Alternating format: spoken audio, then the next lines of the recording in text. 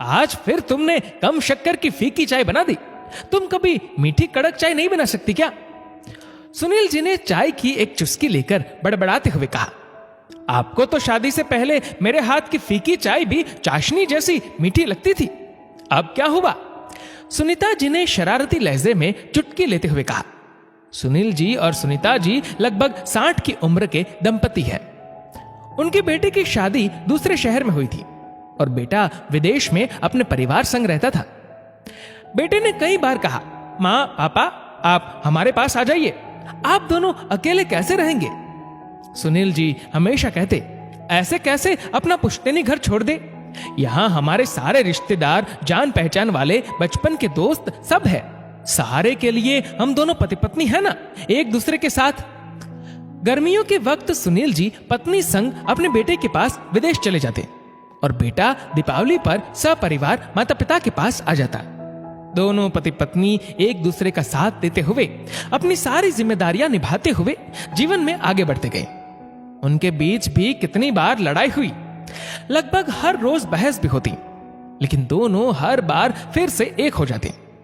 पति पत्नी जीवन रूपी गाड़ी के दो पहिए हैं, एक के बिना दूसरा अधूरा है। पिछले 5 सालों से सुनील जी को डायबिटीज है।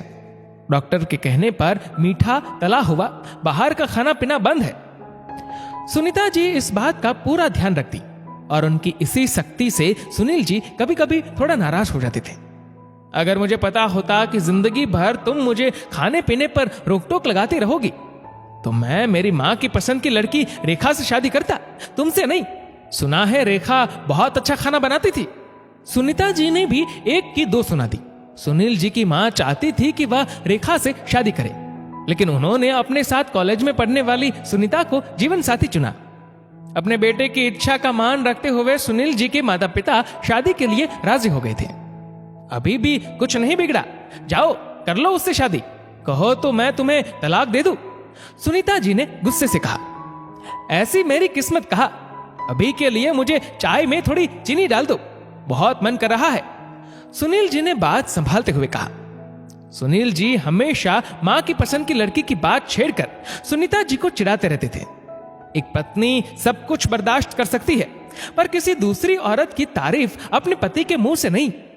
सुनीता जी मन मारकर मीठी चाय बनाने किचन में चली गई।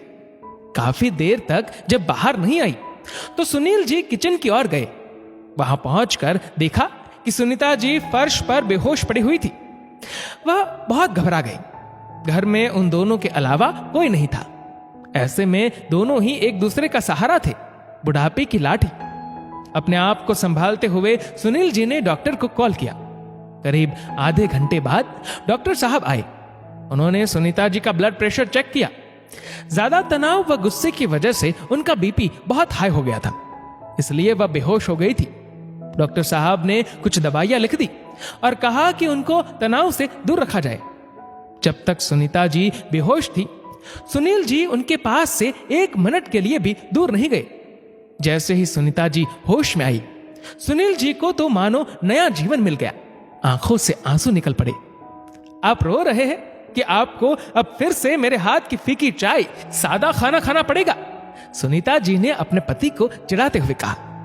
अरे मेरी जीवन संगिनी, खाने में मिठास कम हो तो मैं अब चला लूंगा, लेकिन तुम्हारे बिना मेरा जीवन ही फीका है। ये बात मैं इन 2-3 घंटों में जान चुका हूं। दोस्तों, इस वीडियो को लेकर आपकी क्या राय है, नीचे कमेंट करके जरूर बताएगा। और अगर आपको वीडियो अच्छा लगा हो तो वीडियो को लाइक करेगा, शेयर करेगा ज्यादा से ज्यादा लोगों तक, और ऐसी ही और भी इंस्पिरेशनल वीडियोस के लिए सब्सक्राइब करें हमारे यूट्यूब चैनल को और फेसबुक पर फॉलो करें हमारे पेज को। धन्यवाद।